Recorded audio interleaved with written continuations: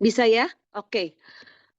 Puji Tuhan, saya bersyukur bisa bergabung dengan COC Ministry.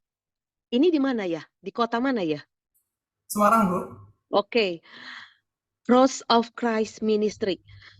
Saudara, hari ini kita mau belajar langsung saja to the point ya, karena waktunya juga. Kita mau belajar rahasia menyembah. Terima kasih sekali lagi diberi kesempatan saya untuk menyampaikan isi hati Tuhan hari ini. Kita mau belajar bagaimana kita menjadi penyembah yang berkenan. Bagaimana sih, apa sih rahasianya dari menyembah? Jadi kalau kita mau belajar penyembahan, sebenarnya penyembahan itu artinya, saudara, ada beberapa hal ya.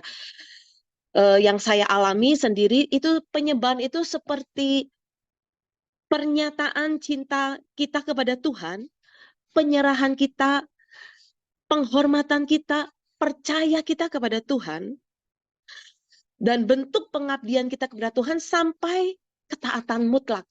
Itu penyembahan. Tapi kalau kita mau belajar lebih luas lagi, jadi penyembahan itu sebenarnya, saudara, yang Tuhan lihat itu bukan penyembahan sikap kita atau cara kita menyembah di gereja. Ya misalnya worship leader itu ya itu berarti penyembahan. Saudara, itu adalah sebagian kecil saja bentuk penyembahan. Jadi kalau kita mau belajar tentang penyembahan, jadi penyembahan itu bukan soal sekali lagi caranya, metodenya, ya, waktu kita mengangkat tangan, waktu kita berlutut. Nah, itu sekali lagi itu bentuk sebagian kecil dari penyembahan. Tapi penyembahan itu sendiri artinya itu sangat luas dan Alkitab banyak menjelaskan penyembahan itu yang sesungguhnya. Jadi seberapa engkau bisa mendengar, seberapa engkau bisa mengerti, seberapa engkau bisa mengenal Tuhanmu, seberapa engkau bisa mengalami Tuhanmu, sedemikian itulah engkau bisa menyembah. Jadi orang yang bisa menyembah itu adalah orang yang mengenal Tuhannya, yang mengalami hidup bersama Tuhan. Yang mendengar suaranya, yang melihat Tuhan, itu orang yang bisa menyembah. Nah, kita mau belajar, kita mau buka di dalam Keluaran 34 ayat 14. Ini yang mendasari apa yang mau saya sampaikan hari ini. Keluaran 34 ayat 14 berkata demikian. Keluaran 34 ayat 14. Sebab janganlah engkau sujud menyembah. Keluaran 34 ayat 14 ya. Sebab janganlah engkau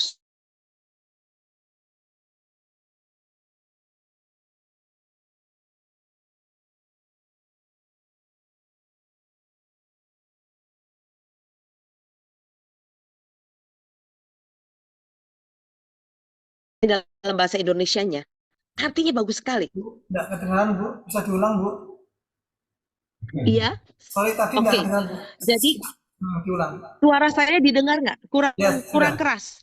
Cukup keras, Bu. Mungkin kuotanya Sudah merah, oke. Bu. Kuotanya merah ya. Ya, Iya. Oke. ya, Jadi diulang. Oh, saya buka dalam terjemahan lain, itu artinya bagus sekali. Saya terjemahkan dalam bahasa Indonesianya seperti ini ya. Engkau Engkau tidak boleh menyembah kepada ilah-ilah yang lain kecuali hanya kepada Tuhan saja. Oleh karena dialah Tuhan yang sangat bergairah dalam hubungan persekutuanmu dengan dalam dalam hubungan persekutuan dengan kamu. Jadi Tuhan itu ya ingin kita itu hanya menyembah Tuhan saja, tidak boleh menyembah ilah lain. Bahkan dikatakan Tuhan itu adalah Tuhan yang sangat bergairah dalam hubungan persekutuan dengan kita, saudara. Tuhan sangat bergairah dalam hubungan persekutuan dengan kita. Jadi rupanya Tuhan yang kita sembah itu, Tuhan yang mengasihi dengan penuh gairah kepada orang-orang yang dikasihinya. Tuhan yang penuh gairah sangat mengasihi orang-orang yang dikasihinya. Nah, Jadi Tuhan itu karena begitu besarnya kasih Tuhan itu kepada kita, maka di dalamnya rasa cemburu. Ada rasa, setiap orang itu kan ada rasa cemburu. Banyak orang punya rasa cemburu. Tapi cemburunya Tuhan dengan cemburunya manusia itu beda. Kalau cemburunya Tuhan itu, saudara, karena begitu besarnya tadi kasihnya, gairahnya Tuhan itu begitu besar kepada kita. Untuk apa sih kasihnya begitu besar dan gairahnya begitu besar? Untuk apa? Untuk sebenarnya memproteksi hidup kita. Supaya saudara, hidup kita itu kayak dilindungi, di cover, diproteksi Tuhan dari pengaruh luar, dari pengaruh iblis, dari pengaruh dunia. Jadi Tuhan itu jelas sekali. Tuhan itu cemburu kalau kita itu, ya, istilahnya kita lebih, mata kita, hati kita lebih terpikat kepada dunia. Tuhan itu sangat cemburu. Sekali lagi, kecemburuan Tuhan itu, ya sekali lagi saudara, kenapa sih saudara? Karena besarnya gairahnya Tuhan yang tadi dikatakan. Tuhan punya gairah yang besar dalam hubungan persekutuan dengan kita. Jadi karena besarnya gairah Tuhan dalam hidup kita, itu gairahnya itu sangat besar untuk apa sih? Untuk memproteksi. Untuk memproteksi hati kita, ya, hidup kita dari pengaruh luar, dari pengaruh dunia. Nah, karena itu saudara, begitu hati kita nih ya, begitu mata kita nggak tertuju sama Tuhan, hati kita nih sudah mulai menceng dari Tuhan, hati kita sudah mulai menyukai dunia, ya, terpengaruh dengan dunia sebegitu rupa, maka saudara, kecemburuan Tuhan muncul. Jadi bukan Tuhan egois, tapi karena Tuhan tahu banget, Tuhan itu tahu banget, Tuhan berkata, di luar aku, hidupmu akan hancur. Jadi Tuhan berkata, di luar aku, maka hidupmu akan hancur. Nah, sekali lagi ya, ada banyak orang itu punya rasa cemburu.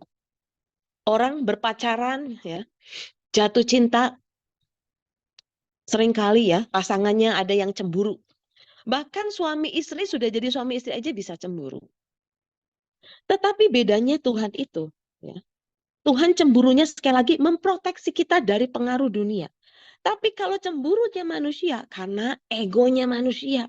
Manusia mengasihi sampai ingin memiliki, ingin menguasai. Itu manusia. Tapi sekali lagi, Alkitab berkata, yang tadi kita baca dalam terjemahan lain ya, terjemahan bahasa Inggris yang lain itu berkata bahwa Tuhan itu Tuhan yang sangat bergairah dalam hubungan persekutuan dengan kita. Nah, Tuhan mau saudara, kita memiliki gairah yang sebegitu rupa dengan Tuhan, karena sekali lagi di luar Tuhan hidup kita bisa berantakan. Nah sekarang bagaimana caranya supaya Tuhan itu nggak cemburu? Bagaimana caranya? Hanya dengan cara hati kita terus melekat kepada Tuhan. Hanya dengan cara hati kita ini terus melekat, hati kita hanya kepada Tuhan. Nah, hal ini yang penting. Hal ini yang sangat penting yang berkaitan dengan penyembahan kita. Jadi ada hubungannya. Hati yang melekat pada Tuhan itu bicara penyembahan. Jadi banyak orang berpendapat, oh penyembahan itu kalau kita nyanyi di gereja, kita nyanyi haleluya 12 kali. Ada orang berkata penyembahan itu berbahasa roh, bersaat teduh. Itu merupakan hanyalah bagian dari bentuk penyembahan, saudara. Jadi itu bagian dari bentuk penyembahan. Jadi sesungguhnya itu bukan penyembahan yang sebenarnya, yang sesungguhnya.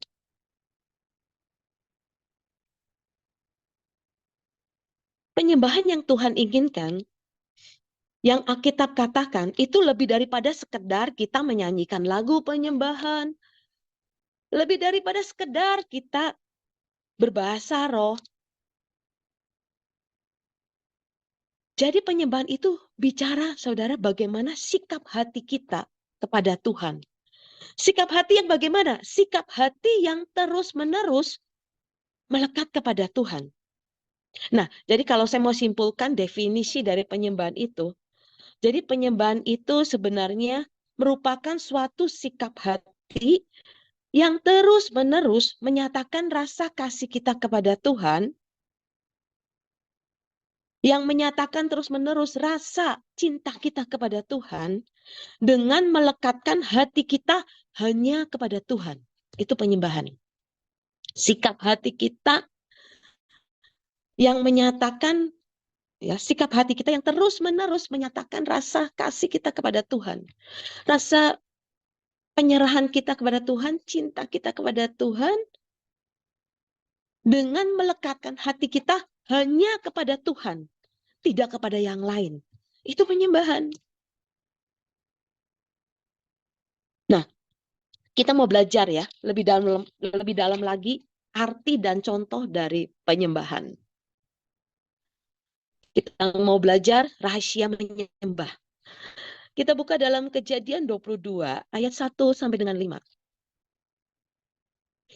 Kejadian, tapi saya mau singkat saja. Kejadian 22, yang paling penting ayat 1 sampai dengan 2. Bisa dibuka firman-Nya. Kejadian 22 ayat 1 dan 2.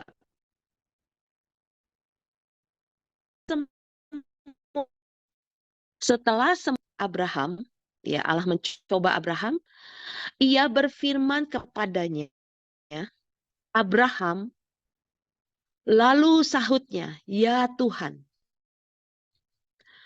Firman-Nya, jadi Tuhan berfirman nih kepada Abraham, ambillah anakmu yang tunggal itu, yang engkau kasihi, Yaktak. Pergilah ke tanah Moria dan persembahkanlah dia di sana sebagai korban bakaran pada salah satu gunung yang akan kukatakan kepadamu.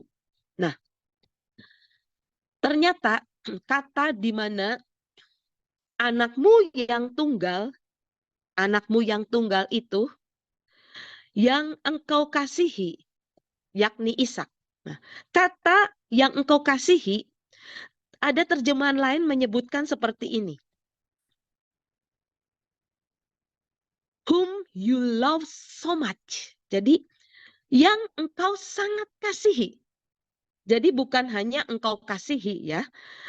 Jadi kalau di terjemahannya yang kita baca, itu yang engkau kasihi. Tapi ada terjemahan lain yang menjelaskan lebih detail, yang sangat engkau kasihi. Jadi Tuhan itu bilang kepada Abraham, ambil anak yang sangat engkau kasihi itu. Tuhan tahu banget hati Abraham. Abraham sangat mengasihi anaknya, yaitu Ishak. Nah, ini membuat Tuhan cemburu. Karena Tuhan jelas berkata, anak yang sangat engkau kasihi. Jadi memang hati Abraham sudah condong kepada anaknya itu, sangat mengasihi anaknya itu. Karena itu timbul cemburu Tuhan.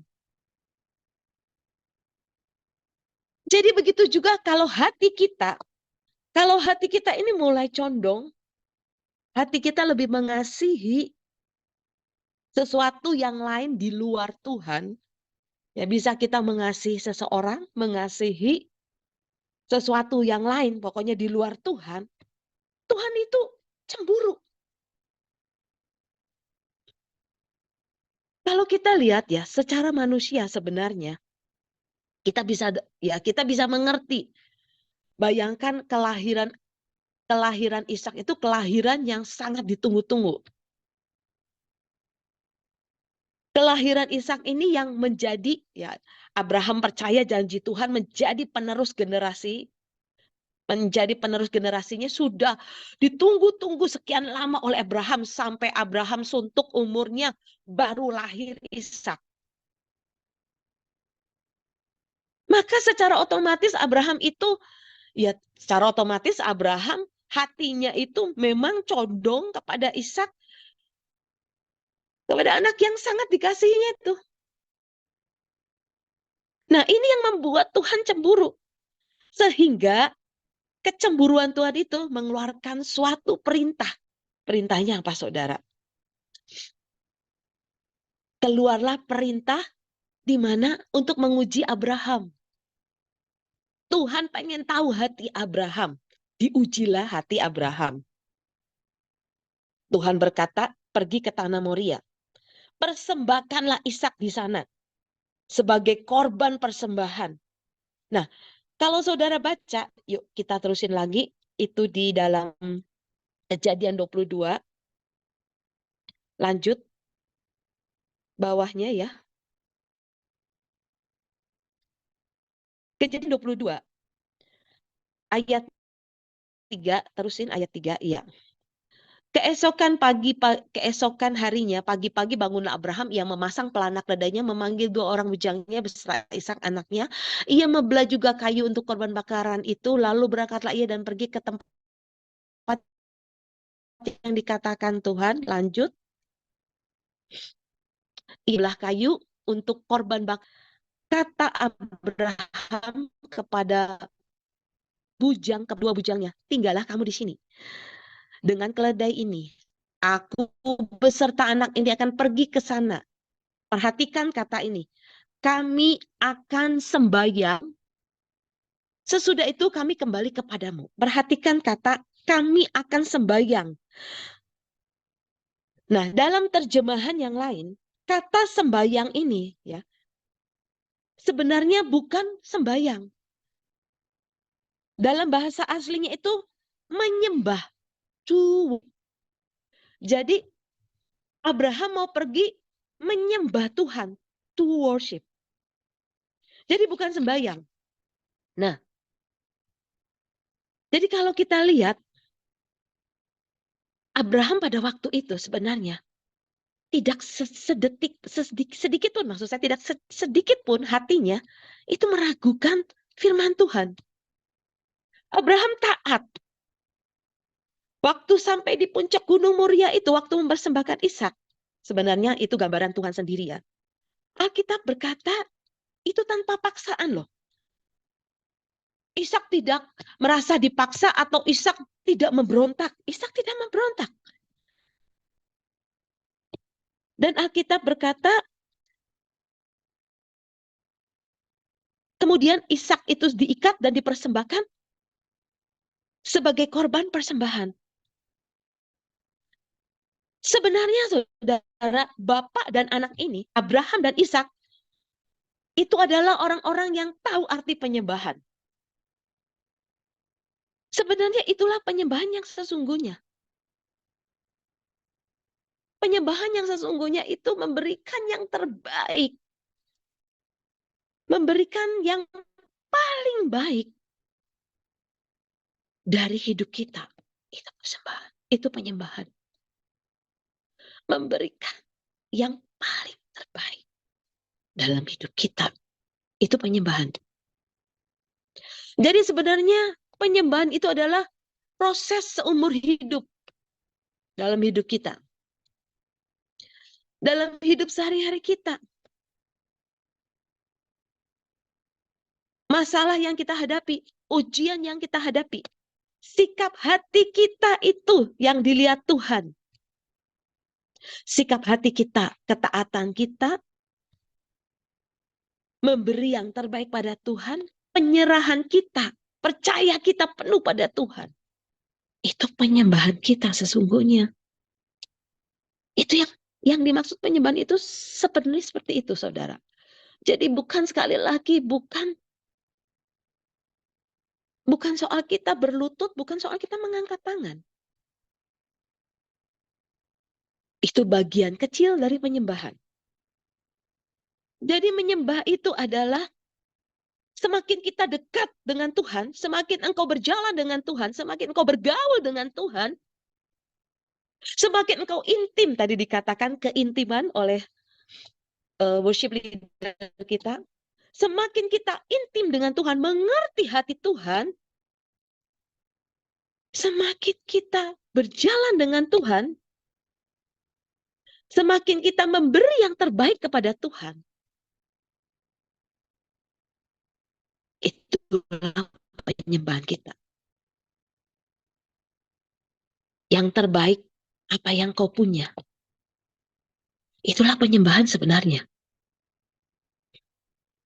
Banyak orang nggak mengerti kalau tujuan Tuhan dalam penyembahan itu sebenarnya menguji hati kita. Untuk menguji hati kita, untuk mengetahui kepada siapa sebenarnya hatimu melekat. Jadi tujuan Tuhan dalam penyembahan, Tuhan itu pengen tahu hati kita. Kepada siapa hati kita itu melekat.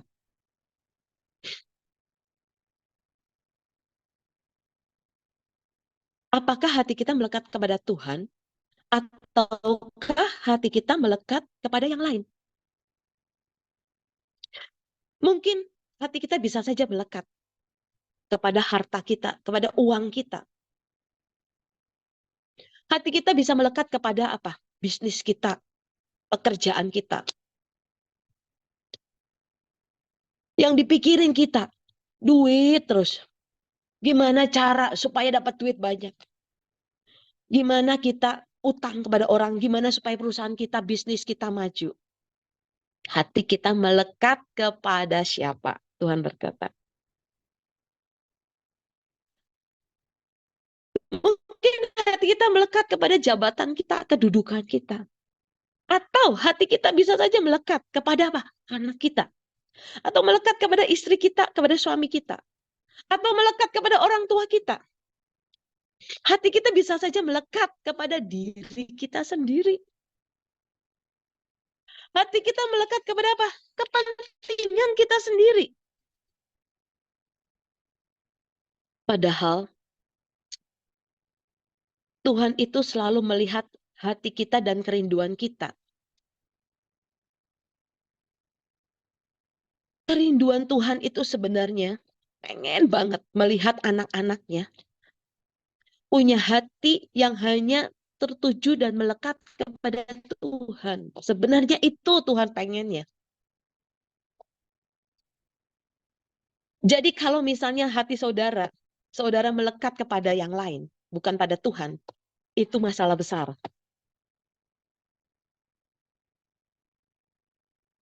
Seperti yang tadi kita baca, Abraham mengalami ujian. Karena begitu Abraham hatinya melekat kepada Ishak yang sangat dikasihinya, Tuhan cemburu. Nah, jadi orang Kristen seringkali kehilangan penyembahan kepada Tuhan. Bukan penyembahan sekali lagi dalam bahasa roh atau pada waktu saat teduh, bukan, ya. Karena banyak orang melakukan itu, tapi penyembahan dalam sikap hati yang tertuju hanya kepada Tuhan. Banyak orang Kristen kehilangan ini. Banyak orang Kristen kehilangan sikap hatinya tidak tertuju hanya kepada Tuhan. Perhatikan ini. Sikap hatinya tidak hanya tertuju pada Tuhan. Sikap hatinya tertuju pada apa? Pada masalah. Pada apa? Kepentingan kita sendiri. Sikap hatinya tertuju pada diri kita sendiri. Kalau orang yang mulai hilang, ya ada sesuatu yang hilang, ya sikap penyembahan ini hilang dalam hidup kita. Kita ini seperti sebuah kota tanpa tembok. Jadi kalau sikap hati kita tertuju pada Tuhan, itu hilang dalam hidup kita. Kita enggak tertuju lagi hati kita sama Tuhan. Hati kita bergeser dari Tuhan. Hati kita sudah melenceng dari Tuhan. Sebenarnya kita ini seperti kota tanpa tembok. Artinya apa? Kita akan sangat mudah sekali diserbu, diserang oleh iblis. Kita akan sangat mudah dijarah habis-habisan oleh iblis. kota yang tanpa tembok. Jadi orang Kristen yang hatinya mendua, tidak terus melekat kepada Tuhan, saudara akan habis-habisan. Nanti saya akan kasih contohnya, di Alkitab ada itu. Tapi waktu hati kita penuh dengan penyembahan, ya, artinya hati kita terus-menerus tertuju pada Tuhan, hati kita melekat kepada Tuhan. Nah, Tuhan akan menjadi benteng perlindungan, benteng perisai kita yang kuat atas hidup kita. Nah, contoh di Alkitab saya mau jelaskan yaitu Ayub. Ada orang yang bernama Ayub. Sikap penyembahan Ayub ini membuat hidupnya ada dalam proteksi Tuhan. Tapi kita mau belajar ya, bagaimana Ayub itu diproteksi Tuhan dan sampai proteksi Tuhan itu hilang dalam hidupnya. Kita buka dalam Ayub 1. Ayub 1. Saudara kalau baca Ayub ya, saudara mengerti ya, sudah banyak sering membaca Ayub. Saya akan langsung to the point aja. Jadi kisah Ayub ini Ayub 1-5. Saya singkat saja ya, saudara pasti tahu ceritanya. Jadi Ayub ini orang yang saleh. Ya. Ayub ini orang yang benar dan takut akan Tuhan. Nah, ternyata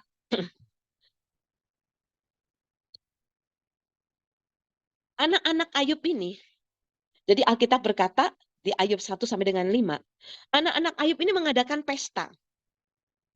Jadi pada waktu anak-anak Ayub mengadakan pesta, gemar berpesta, jadi kalau mereka berpesta itu enggak sekedar makan dan minum. Mereka berpesta itu sampai mereka tuh minum anggur sampai mabok. Alkitab berkata Ayub itu begitu anak-anaknya selesai pesta, ya. Kemudian yang namanya minum anggur itu kan mabuk. Jadi Ayub tahu banget. Ayub tahu bahwa anak-anaknya ini karena mabok, kalau orang mabok itu kan ngelantur, jadi bisa Alkitab berkata Ayub takut kalau sampai anaknya ini mabok, berdosa di hadapan Tuhan dan mengutuki Tuhan. Jadi ngelantur perkataannya bisa mengutuki Tuhan tanpa sadar mengutuki Tuhan. Jadi karena itu Ayub setelah anak-anaknya berpesta, kemudian maka Ayub itu sebagai imam, bertindak sebagai imam di hadapan Tuhan, ya. Kemudian Ayub itu akan mempersembahkan hewan korban persembahan, ya, persembahan hewan korban bakaran dipersembahkan sejumlah anak-anaknya. Menyembelihnya, menaruhnya, membakarnya sebagai korban di hadapan Tuhan. Supaya apa? Supaya anak-anaknya dikuduskan. Istilahnya dibenarkan lagi, ya, diampuni lagi. Tuhan, Ayub minta belas kasihan Tuhan, diampuni dosanya, dikuduskan lagi. Nah, Ayub buat pendamaian di hadapan Tuhan. Nah, itulah penyembahan Ayub sesungguhnya. Nah, penyembahan Ayub yang seperti itu membuat suatu proteksi dalam hidupnya. Ayub lakukan itu luar biasa. Itu merupakan bagian yang terbaik dari hidup Ayub yang dapat dia berikan kepada Tuhan. Nah, sikap hatinya yang seperti itulah. Itu berkenan. Sikap hati yang seperti itu yang berkenan di hadapan Tuhan. Itu penyembahan Ayub. Itu penyembahan yang Ayub lakukan. Penyembahan yang sesungguhnya. Jadi Ayub selalu bersikap seperti itu. Nah, tetapi apa yang terjadi? Ayub, yuk kita baca Ayub 1. Supaya saudara mengerti. Ayub ini. Kita baca Ayub 1 ayat 6. Ayub 1 ayat 6. Allah menghadap Tuhan, dan di antara mereka datanglah juga iblis. Jadi saudara, rupanya iblis juga sering datang menghadap Tuhan loh. Jadi kalau lebih sering datang menghadap Tuhan loh. Jadi saudara bisa kalah dengan iblis. Tapi kalau iblis itu datang kepada Tuhan, dia datang untuk apa, saudara? Menuduh. Ya. Datang untuk apa, saudara? menghakimi, menuduh manusia terus kepada iblis. Dari mana engkau? Lalu jawab iblis kepada Tuhan dari perjalanan mengelilingi dan menjelajah bumi. Ya, sampai seterusnya, kemudian iblis itu, ya, kalau kita baca, ya, saudara bisa baca nantilah panjang sekali ya. Tuhan itu membanggakan Ayub istilahnya. Nah, kemudian di situ dikatakan iblis akhirnya minta izin sama Tuhan. Ya teranglah Tuhan. Tuhan itu ya membentengi semua, memagari rumahnya, keluarganya semua dikelilingi, dipagari oleh Tuhan. Ya teranglah katanya. Saya juga nggak bisa berbuat apa-apa. Istilahnya seperti itu iblis. Coba Tuhan izinkan, katanya iblis ngomong gini. Izinkan aku menerobos hidup Ayub. Ayat 11 dikatakan, tetapi ulurkanlah tanganmu dan jamalah segala yang dipunyainya, katanya. Ia pasti mengutuki engkau di hadapanmu, katanya iblis. Jadi iblis minta izin sama Tuhan supaya menggocok hidup Ayub. Kemudian Tuhan mengizinkan. Nah, perhatikan ya saudara. Perhatikan, ini menarik sekali. Bagian mana yang diambil lebih dahulu oleh iblis dari hidup Ayub? Perhatikan ini. Ini berhubungan dengan penyembahan. Bagian mana yang diambil lebih dahulu oleh iblis dari hidup Ayub? Nah, kita baca di ayat 13. Ayat 13 nih ya. Bagian apa yang diambil pertama-tama iblis ngambil apa dari hidup Ayub? Pada suatu hari ketika anak-anaknya yang lelaki dan perempuan makan dan minum anggur di rumah saudara mereka yang sulung. Datanglah seorang pesuruh kepada Ayub dan berkata, sedang lembu sapi membajak dan keledai-keledai betina makan di rumput di sebelahnya. Jadi ceritanya nih lembu sapinya lagi membajak, keledai-keledai betina pokoknya lagi makan rumput ya. Di padang di ladangnya Ayub, datanglah orang-orang Sheba menyerang dan merampas serta memukul penjaganya dengan mata pedang. Hanya aku sendiri yang luput sehingga dapat memberitakan hal ini kepada Tuhan. Nah, sementara orang itu berbicara, datanglah orang lain dan membakar serta memakan habis kambing domba. Jadi yang diambil lebih dahulu apa? Lembu sapi. Katanya datang orang-orang Sheba, ngabisin itu lembu sapi di ladang. Kemudian ya entah dirampok, dirampas ya, saudara dihabisi. Kemudian yang kedua dikatakan api telah menyambar dari langit katanya. Membakar, ini dibakar habis semua kambing domba. Jadi yang diambil iblis apa? Yang pertama, dua hal, lembu sapi dan kambing domba. Jadi dua hal ini yang lebih dahulu diambil iblis untuk menerobos hidup Ayub. Yaitu apa? Lembu sapi dan kambing domba. Perhatikan. Ternyata ini bicara hewan korban. Jadi kalau pada zaman dahulu ya, jadi pada konteks perjanjian lama maksud saya. Pada konteks perjanjian lama, ketika hewan korban diambil, itu sebenarnya iblis sedang mencoba melumpuhkan penyembahan Ayub.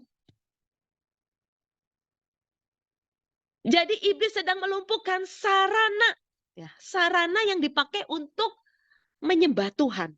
Pada waktu ya perjanjian dalam konteks perjanjian lama nih ya, kalau saya bicara perjanjian lama, kalau orang itu mau menyembah Tuhan ya, itu zaman dulu itu mempersembahkan hewan korban. Nah, karena itu iblis habisi dulu hewan korban persembahan itu. Lembu sapi dan kambing domba. Itu sarana yang dipakai Ayub untuk ya mendekatkan Ayub kepada Tuhan. Dihabisi dulu sama iblis. Sehingga worshipnya, yes, iblis pengen supaya apa? Penyembahannya Ayub, worshipnya Ayub berhenti. Nah, rasain lu, korban persembahannya dihabisi. Kamu nggak bisa menyembah Tuhan, katanya gitu.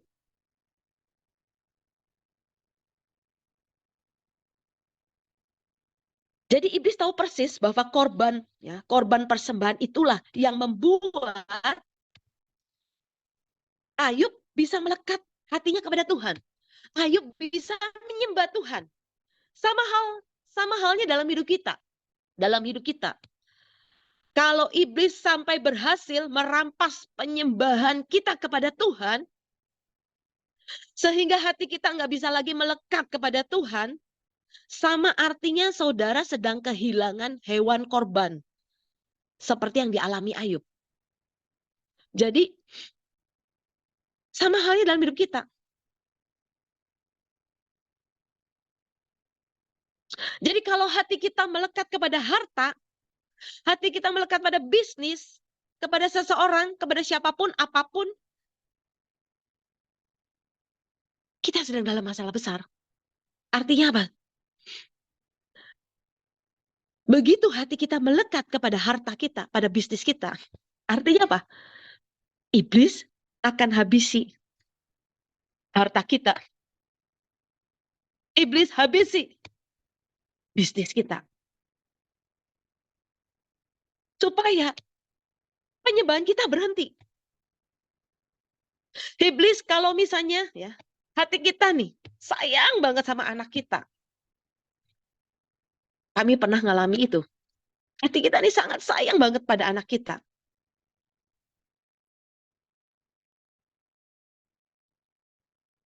Iblis akan buat anak kita mengalami sesuatu yang mengerikan. Bahkan Tuhan bisa izinkan anak kita dibawa pulang, saudara. Jadi perlu diwaspadai hati kita.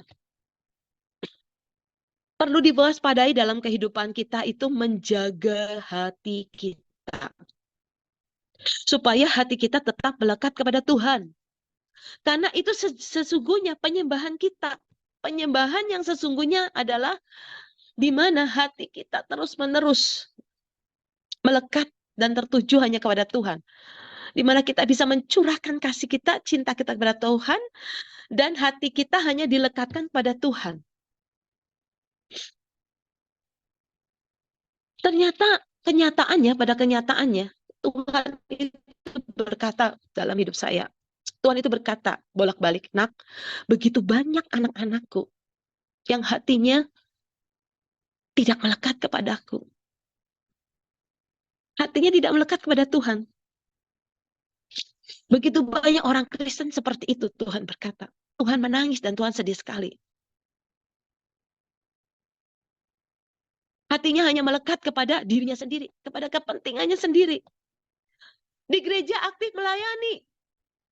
Tuhan berkata, di gereja kelihatannya dia mengasihi Tuhan. Tapi kenyataannya, yang dia kasihi dirinya sendiri, Tuhan bilang. Begitu ya, hatinya, Tuhan berkata, harga dirinya kena. Begitu ada orang yang mengusik harga dirinya, kemudian rasa malunya muncul, akan meledak marah dia. Dan mengerikan sekali. Itu artinya apa? Engkau sudah mengasihi, hatimu melekat pada dirimu sendiri. Kepada harga dirimu sendiri. Saudara, kalau ada orang yang susah sekali untuk mengampuni, susah sekali untuk merendahkan hati di hadapan Tuhan, merendahkan hati, minta maaf. Ada orang yang susah sekali bertobat. Sebenarnya orang-orang ini adalah orang-orang yang hatinya melekat kepada egonya. Harga dirinya yang menjadi kepentingannya. Jadi hatinya melekat kepada kepentingannya sendiri, harga dirinya itu.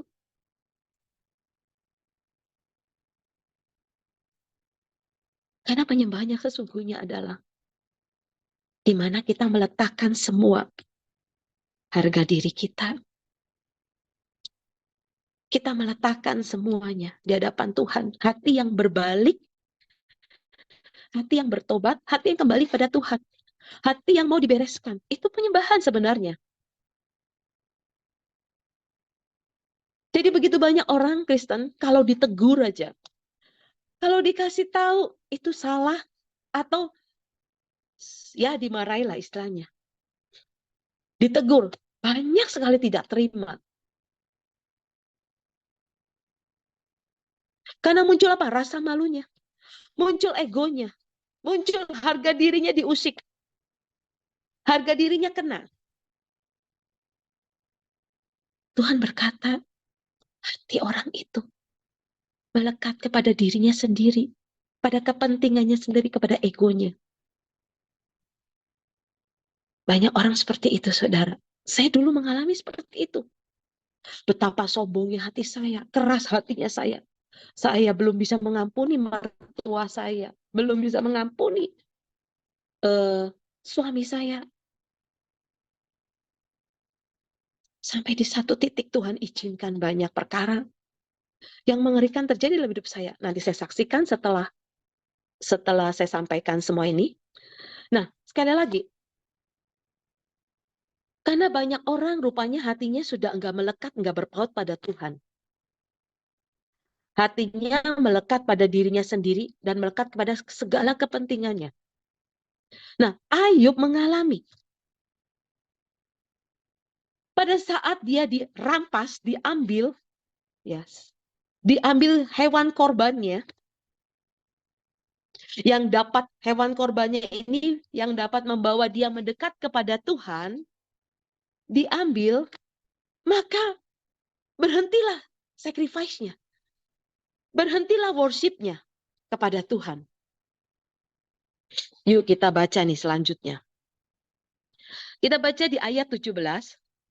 Ayub.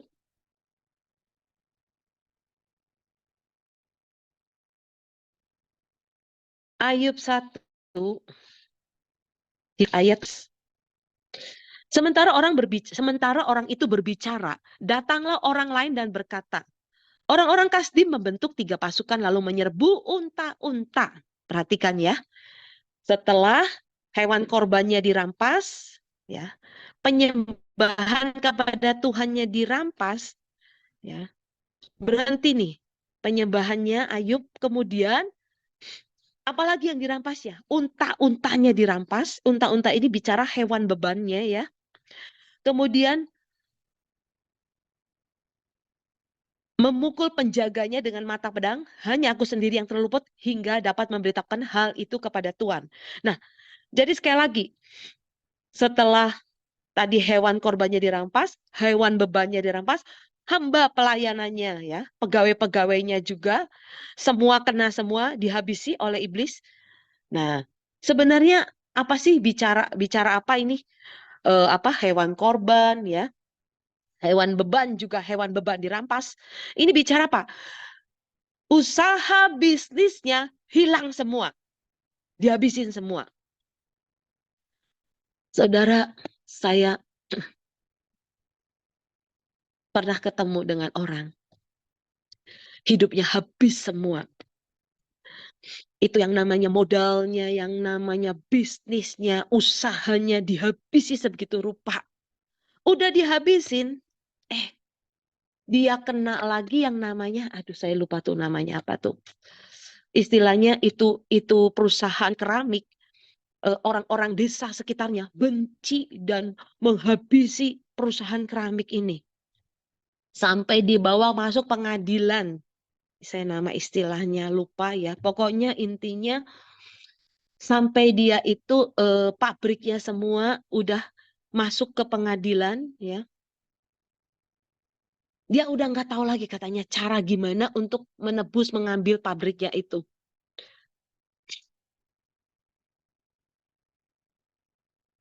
Ini seperti yang dialami oleh Ayub. Begitu usaha bisnisnya sudah mulai hilang, sudah mulai habis. Kemudian Alkitab juga berkata kalau kita teruskan, anak-anaknya juga di ayat 18. Anak-anaknya juga dirampas oleh iblis. Saudara kalau lihat, anak-anaknya semua mati semua, saudara.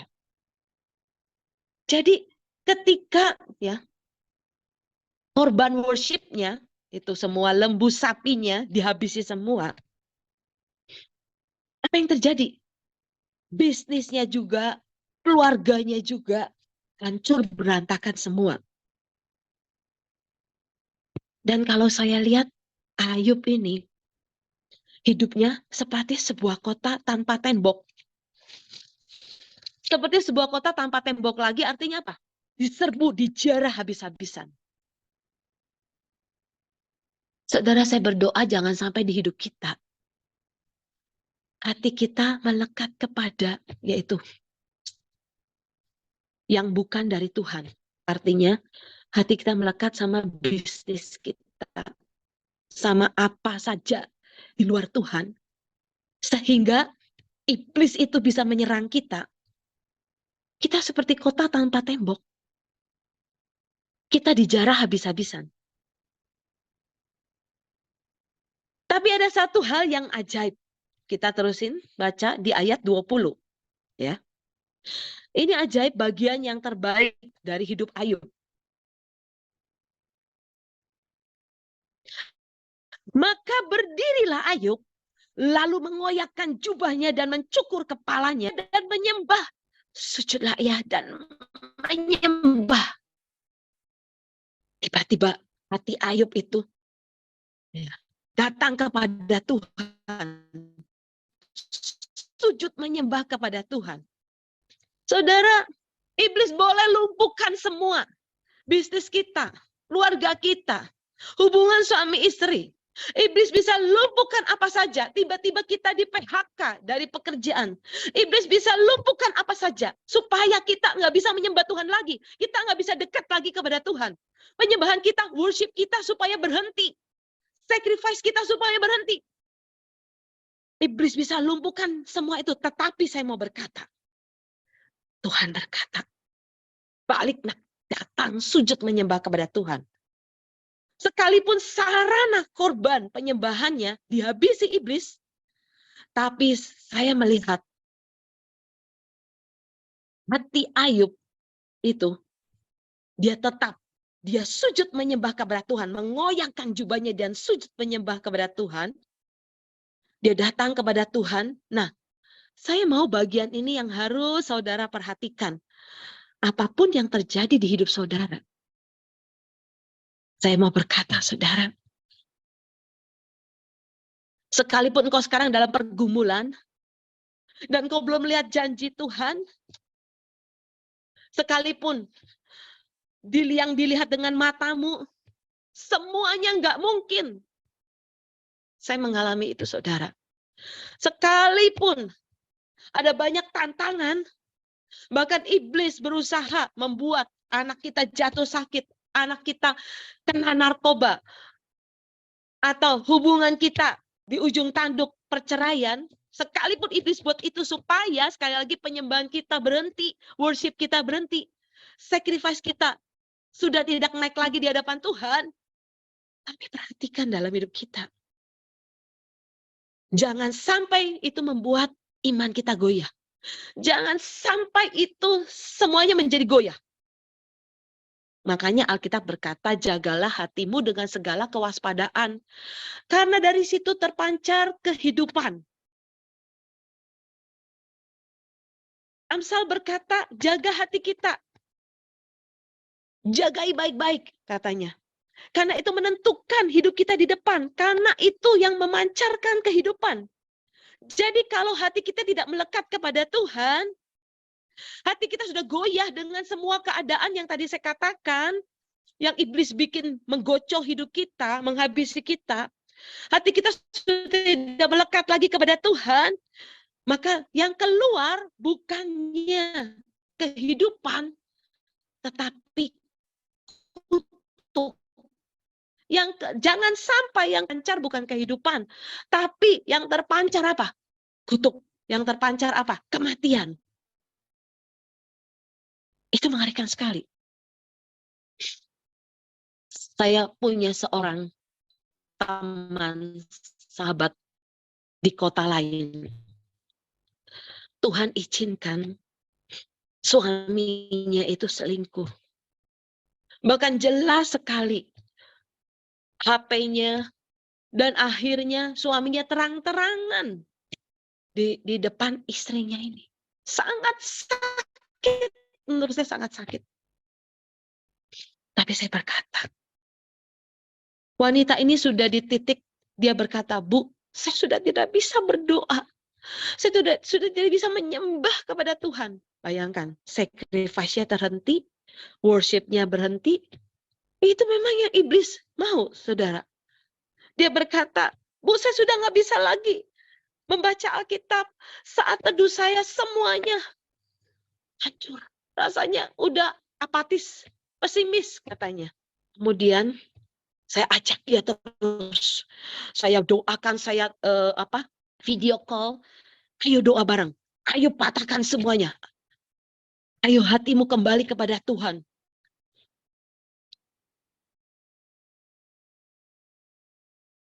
Jadi kadang-kadang dia itu sampai berkata,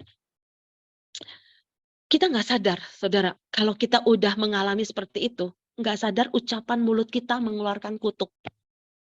Kutuk kepada suami kita.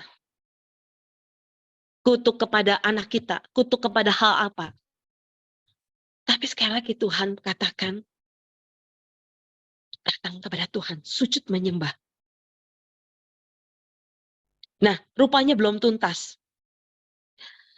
Pada saat ya, hati Ayub datang kepada Tuhan sujud menyembah. Tapi ini belum tuntas dikatakan. Alkitab berkata bagus sekali ayat dua-duanya. Ayat dua-duanya dalam kesemuanya itu Ayub tidak berbuat dosa. Dan tidak menuduh Allah berbuat yang kurang patut. Ingat ya, apapun yang terjadi, mulut kita harus dijaga. Jangan mengutuki manusia, jangan mengutuki keadaan, jangan mengutuki Tuhan. Ayub berbuat hal yang ajaib. Dia tidak mengutuki Tuhan dan tidak berbuat yang kurang patut. Nah, kita baca di Ayub 2-nya, lanjut ya. Ayub 2-nya, di pasal 2-nya maksud saya, di ayat 7 dan 9. Rupanya belum tuntas. Belum tuntas, Ayub itu dikerjain iblis belum tuntas istilahnya. Pasal 2 ayat 7 dikatakan demikian. Ayat 7. Kemudian iblis pergi dari hadapan Tuhan lalu ditimpanya Ayub. Ya. Iblis pergi dari Tuhan minta izin. Ayub akhirnya ditimpa apa? Jadi iblis belum cukup puas. Belum tuntas. Dikerjain lagi Ayub. Ayub dikerjain apa? Yang paling telak dalam hidupnya. Yang paling terakhir, pukulan paling terakhir apa katanya? Barah yang busuk dan apa? Dan apa dikatakan? Barah yang busuk, jadi punya penyakit barah yang busuk, ya. Sampai Ayub garuk-garuk dengan beling. Yang lebih sakit lagi, istrinya Ayub, istilahnya saudara, orang yang paling dekat dengan Ayub, ya, yang hidup serumah, sekamar, seranjang, ya. Istrinya sendiri dari mulut istrinya mengutuki Ayub. Istrinya berkata, masih bertekunkah engkau dalam kesalehanmu? Kutukilah Allahmu dan matilah. Bayangin. Mulutnya jahat banget saudara. Mulut istrinya sendiri ini pukulan paling telak menurut saya. Saudara, kalau saudara mengalami, saya punya jemaat, istrinya menangis dan mengeluh. Bu, suami saya tuh sudah nggak kerja katanya. Yang kerja saya semua. Dia mengatakan, mengutuki saya, mengatakan saya bodoh, mengatakan saya macam-macam yang sangat-sangat melukai hati. Padahal yang cari duit istrinya. Termasuk kamu mati saja. Termasuk seperti itu. Bayangkan. Ayub mengalami itu.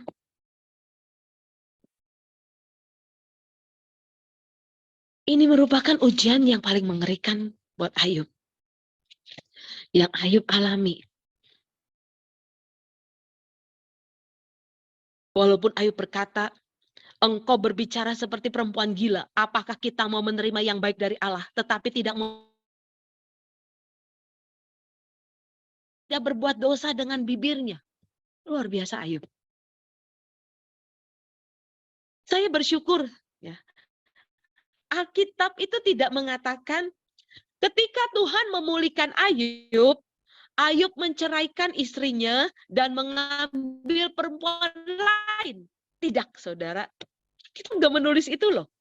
Ketika Ayub dipulihkan, kemudian Ayub menceraikan istrinya dan mengambil perempuan lain. Nikah dengan perempuan yang lebih muda. Tidak, saudara. Luar biasa orang ini menurut saya. Ini bagian yang luar biasa. Ini penyembahan Ayub luar biasa. Hidup orang ini luar biasa. Jadi sekalipun Ayub menerima pukulan telak, pukulan yang terakhir dari mulut istrinya sendiri, tidak pernah Alkitab berkata begini ya saudara. Alkitab ngomong begini, sejak hari itu Ayub berkata. Ya. Tapi saya mau berkata, Tuhan masih punya banyak cara.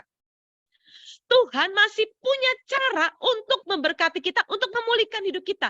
Dia masih membuat jalan.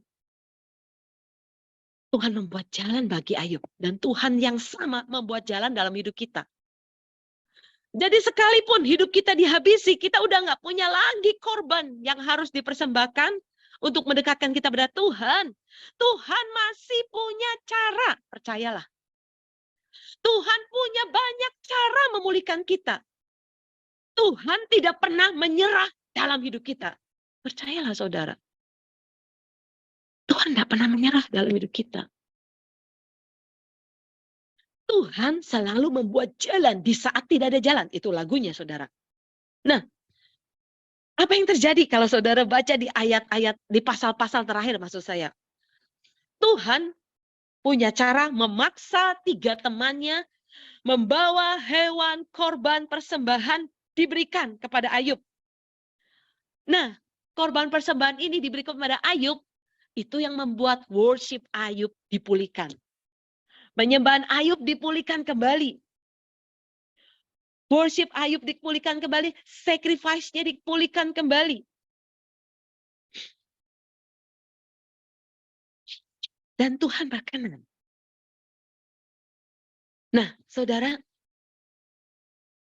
percayalah, selalu ada jalan, selalu ada cara. Tuhan itu punya banyak cara. Tuhan memberikan cara yang ajaib dalam hidup kita untuk menyelesaikan masalah kita.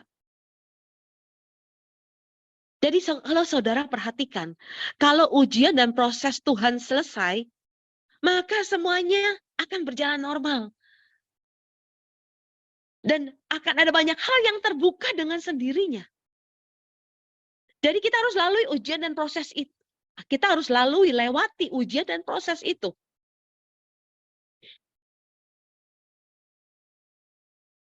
Kalau saudara baca apa yang terjadi, Ayub dipulihkan lebih hebat, 2 kali lebih hebat dari yang semula. Luar biasa cara Tuhan itu.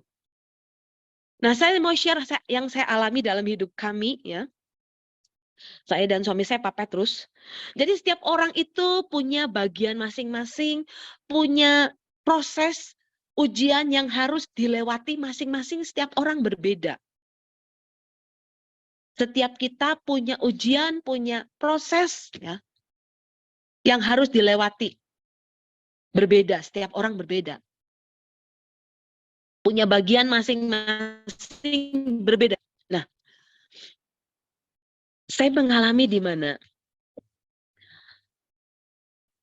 20 tahun yang lalu, kurang lebih 18 sampai 20 tahun yang lalu, gereja kami itu, ya gereja JKI Shekinah di Temanggung, kami dulu ya, kepemimpinan gereja kami itu kepemimpinan yang majemuk. Jadi bukan hamba Tuhan atau pendetanya saja yang memimpin. Jadi ada pemimpin yang lain, kepemimpinan majemuk. Ada 3 orang. Jadi selain Pak Petrus, ada 2 pengusaha sebagai pemimpin. Kemudian secara nggak sadar ya, hidup kami itu nyaman banget. Kami ini, nah 2 orang itu kan pengusaha yang jadi Pak Petrus suami saya itu ya, kami itu memberikan hidup kami kepada Tuhan. Jadi kami ini memang tidak istilahnya gini, kami ini diberikan persembahan kasih. Jadi Pak Petrus tidak mengajar bahwa perpuluhan diberikan pada hamba Tuhan, tapi kepada kas perbendaharaan gereja. Jadi kami ini cuman istilahnya digaji, dikasih persembahan kasih ya oleh gereja. Nah, ternyata 2 orang ini ya banyak juga memberikan ya, juga memberikan persembahan kasih juga ya, selain dari gereja memberikan berkat juga kepada kami ya, juga bahkan diberi mobil ya, kami ini hidup enak nyaman. Tapi di sisi lain kami ini seperti dikendalikan oleh mereka, dan secara nggak sadar kami ini jadi bergantung sama mereka. Jadi kami bergantung sama mereka, tunduk sama mereka, ini nggak sadar kami alami ini. Jadi Tuhan melihat hati kita ini, hati kami ini sudah nggak melekat sama Tuhan. Tapi kami sudah melekat, bergantung, hati kami tertuju kepada 2 orang ini, pengusaha ini. Sampai di satu waktu, di satu hari ya, suatu peristiwa terjadi, Tuhan itu mengizinkan. Tiba-tiba Tuhan itu bicara pada suami saya, engkau puasa. Nah, kemudian suami saya berkata pada 2 orang pemimpin ini, yuk kita mau puasa. Tiba-tiba 2 orang ini marah. Pak Petrus, kalau mau puasa, puasa aja sendiri, nggak usah bawa-bawa jemaat. Pak Petrus kan yang dapat sendiri, puasa aja Pak Petrus dulu sama Tuhan. Beresin hidup Pak Petrus, katanya gitu.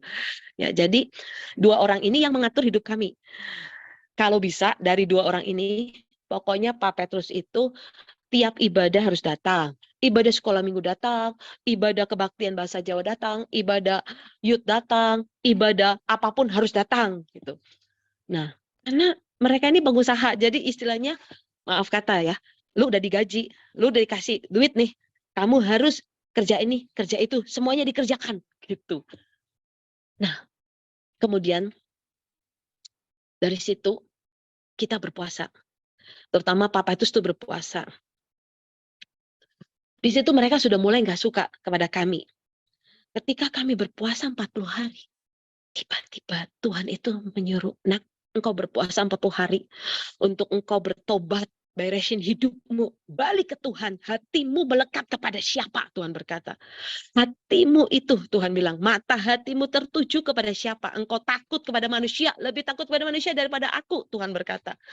Dari situ kami bertobat, suami saya bertobat, Pak Petrus bertobat, kemudian 20 hari lagi Tuhan berkata, engkau puasa lagi. Ya, puasa lagi, Tuhan berkata doain, ya, doain pemimpin-pemimpin, doain pengurus-pengurus.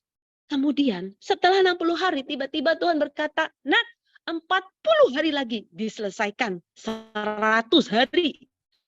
Jadi 40 hari pertama adalah engkau membereskan hidupmu, bertobat balik pada Tuhan.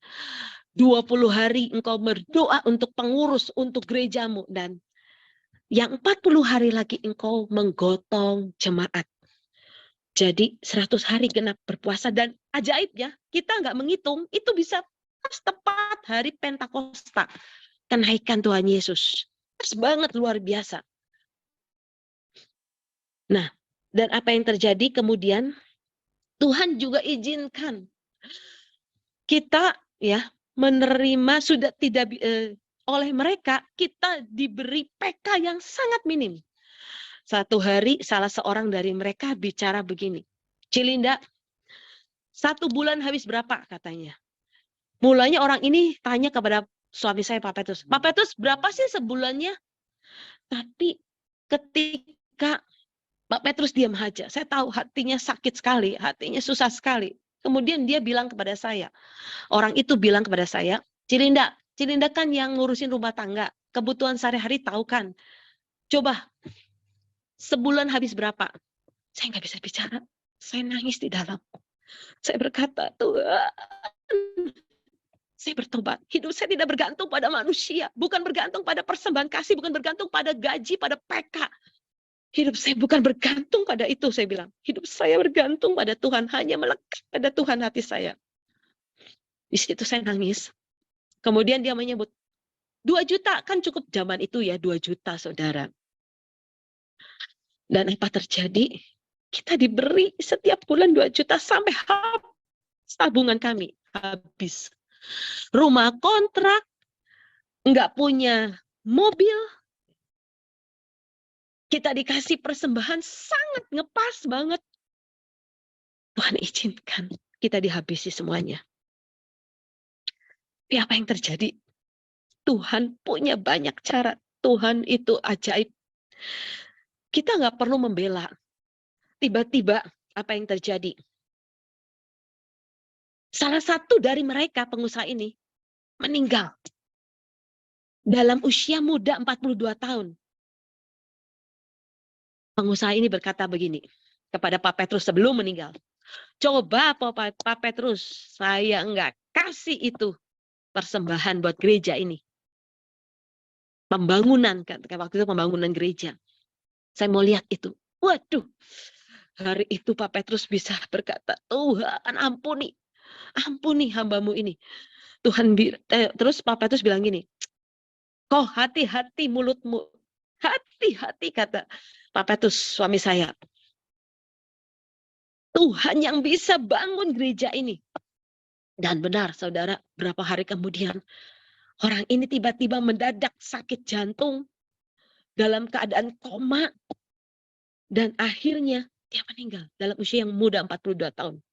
Dan pemimpin yang satu lagi lama-kelamaan, karena dia itu hatinya sudah nggak beres dan dia berkata bahwa Pak Petrus, ya kami ini yang menyebabkan karena pengusaha ini sebenarnya kakak adik ya. Kokonya ya, jadi adiknya yang meninggal, kokonya bilang Pak Petrus yang menyebabkan adik saya meninggal katanya. Namanya Pak Yohanes yang menyebabkan Pak Yohanes meninggal katanya. Kemudian apa yang terjadi? Akhirnya orang ini pun kakaknya ini karena hatinya juga nggak beres, dia akhirnya meninggalkan gereja kita. Dan ajaib Tuhan itu bisa singkirkan orang-orang seperti itu. Dari situ tiba-tiba gereja kami mengalami ada takut dan gentar hormat akan Tuhan. Setelah satu orang itu dibawa pulang dan tiba-tiba ya itu jemaat itu bisa yang namanya jemaat itu bisa takut akan Tuhan, jemaat itu bisa mengalami kegentaran akan Tuhan dan ketika hidup kami berbalik kepada Tuhan, kami sujud datang menyembah pada Tuhan, ya. Sacrifice kami naik di hadapan Tuhan.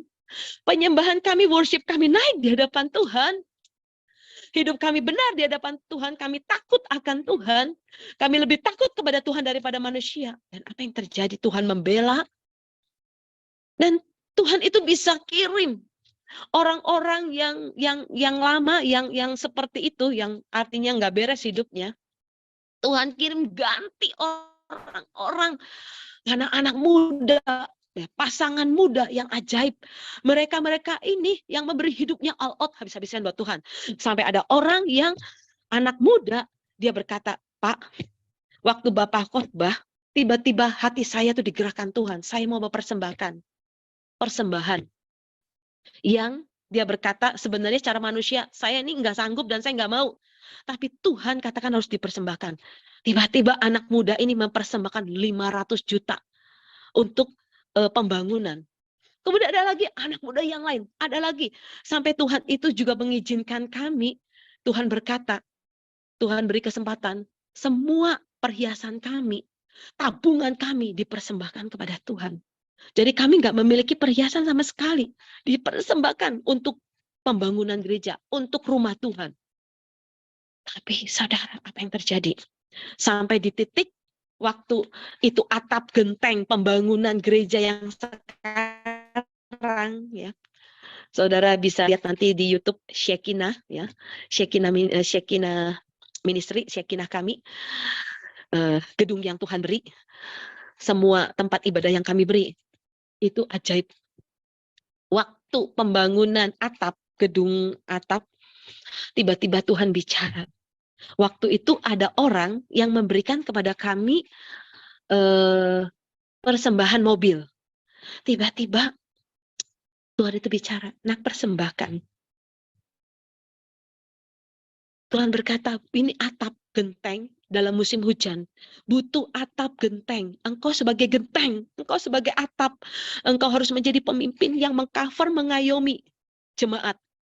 Tiba-tiba Tuhan bicara, berikan apa yang engkau, karena hari-hari itu kita baru diberkati, dikasih mobil sama orang, saudara. Tiba-tiba Tuhan itu mau kita mempersembahkan mobil itu. Kita nggak punya mobil. Selama ini kita selalu pinjam mobil dengan rasanya, dengan sedih kalau mau pinjam mobil ya. Rasa malu, rasa nggak enak gitu. Tiba-tiba Tuhan katakan, persembahkan mobil. Dan apa yang terjadi? Kami mempersembahkan mobil. Dan yang ajaib, hari ini saudara saya melihat, maaf, Tuhan pulihkan semuanya. Maaf.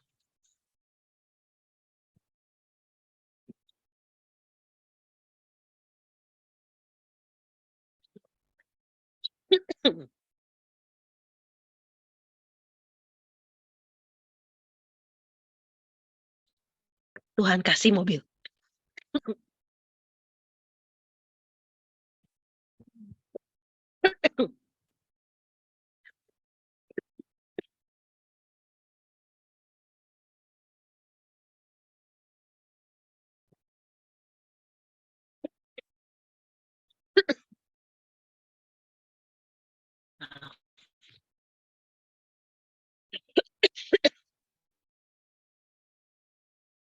Tiba-tiba batuk.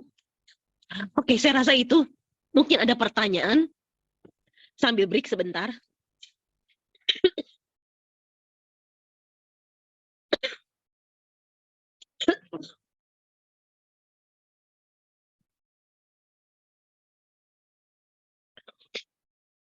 Iya. Saudara, sekali lagi. Saya mau saudara mengerti. Jangan melekatkan hati kita kepada yang lain. Jangan sampai penyembahan kita berhenti. Mari terus hati kita, hidup kita, mata kita tertuju kepada Tuhan. Melekat hanya kepada Tuhan. Ya, silakan. Mungkin ada pertanyaan.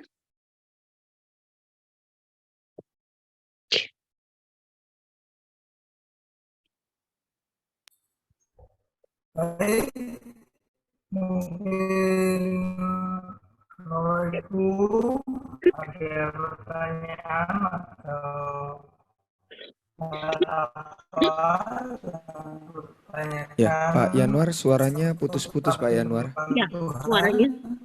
Pak Yanwar suaranya putus-putus.